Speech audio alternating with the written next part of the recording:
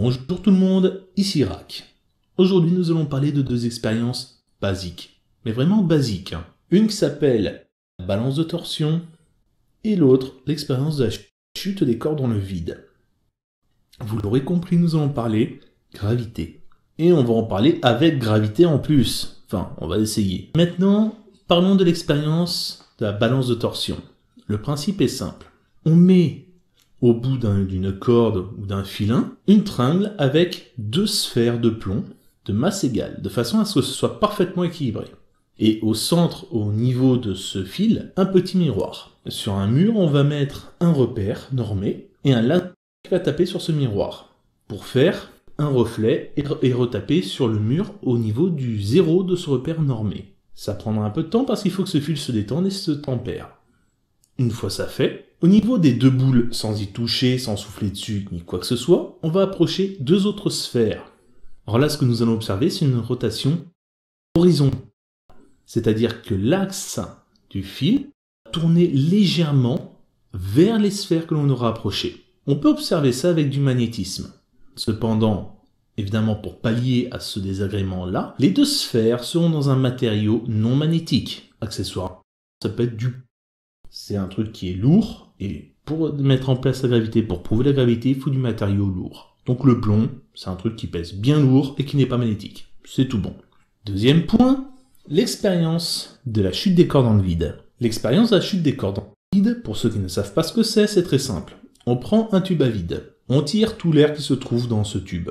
Et avant d'avoir tiré au vide, on aura mis dans ce tube, sur un dispositif de largage, deux objets distincts et de masses différentes, de volumes différents, n'importe. Par exemple une plume et une bille en fer. C'est ce qui est le plus commun. Et, le vide bien fait, on lâche les deux en même temps. Dans l'air, on sait ce que ça va donner. La plume va tomber plus lentement que la bille. C'est dû à la vitesse terminale. J'y viens après. Dans le tube à vide, il n'y a pas de vitesse terminale. Parce qu'il n'y a pas d'air. Et donc, ce que l'on observe, c'est que la plume et la bille tombent en même temps. Ils vont toucher le sol en même temps. Ils vont prendre la même vitesse en même temps. Le seul paramètre qui fait que l'on obtient ce résultat, une chute verticale vers le sol à la même vitesse pour les deux corps, c'est la gravité.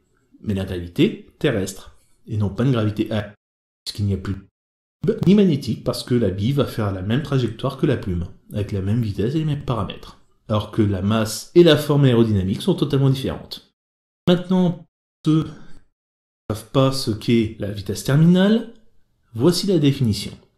La vitesse terminale d'un objet, c'est quand le poids de cet objet est compensé par la résistance de l'air obtenue par la vitesse de cet objet. C'est-à-dire que la force, la résistance de l'air à la vitesse où il va égale son poids. À ce moment-là, il n'accélère plus. Avant, il accélérait, mais à ce moment-là, au moment où il atteint cet équilibre, il n'accélère plus.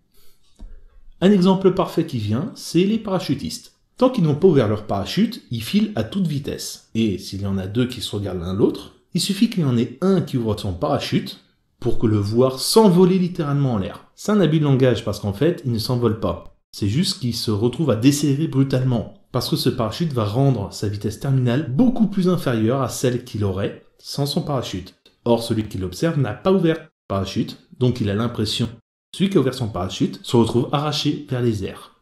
Alors qu'en fait, c'est juste lui qui continue sa chute à sa vitesse normale. Tout simplement. La vitesse terminale fait que une plume ne tombe pas à la même vitesse dans l'air qu'une bille. Dans un tube à vide, il n'y a plus de vitesse terminale. Donc, on se retrouve avec une chute identique. Maintenant, passons à l'examen des deux versions de gravité platiste majoritaires, c'est-à-dire la gravité magnétique et la gravité par pression de l'air, ou par la densité de l'air, si on veut reprendre le nom. La gravité magnétique, si elle existait, sur ces deux tests aurait des effets totalement différents de ce que l'on observe. Par exemple, sur l'expérience de Cavendish, on n'observerait strictement rien, puisque de toute façon les deux masses ne sont pas magnétiques, elles ne seraient pas attirées, et si on mettait des masses qui étaient magnétiques, on les verrait se coller, ce que l'on n'observe pas dans l'expérience de Cavendish. Et dans l'expérience de chute des corps dans le vide, dans le cas du magnétisme, la bille se retrouverait déportée ou accélérée dans sa chute ou ralentie dans sa chute, mais nous n'aurions pas une vitesse de chute égale dans le tube à vide, parce que le magnétisme n'est pas atteint dans le vide. Le magnétisme fonctionne parfaitement dans le vide. Donc du coup, la gravité magnétique, c'est du bullshit. Maintenant, parlons de la gravité par densité aérienne. La densité aérienne pourrait marcher si l'expérience de Cavendish était verticale. Si nous avions par exemple deux masses, une au-dessus de l'autre. On pourrait dire que la masse qui est au-dessus a plus de pression que celle qui est en dessous, ou vice-versa, selon comment on voit la gravité à la version platiste. Seulement, c'est pas le cas. Là, les masses, elles sont à la même hauteur. Elles subissent la même pression, elles ont la même pression atmosphérique. Qu'est-ce qui pourrait les rapprocher? C'est pas l'air en tout cas. Et dans l'expérience du tube à vide, le principe c'est juste retirer l'air dans le tube. Ce qui fait que l'air n'a plus la moindre incidence dans l'expérience. Donc encore une fois, l'air ne peut pas agir sur les deux objets qui sont dans le tube à vide, puisqu'il n'y a plus d'air. Donc encore une fois, on voit que les gravités magnétiques et la densité de l'air n'ont strictement aucune incidence, aucune habilité en termes d'expérience pour prendre le titre de gravité.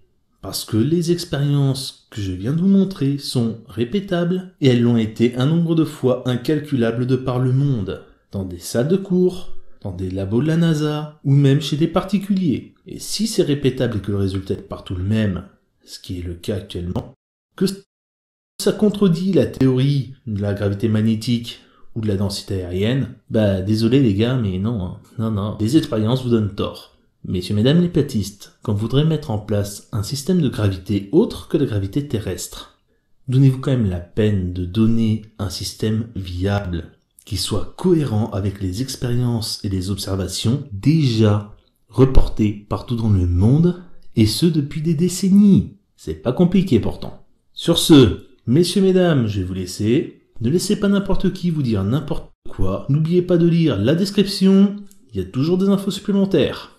Je vous laisse avec la gravité, amusez-vous bien avec, c'est génial pour faire du saut en parachute. Tchuss!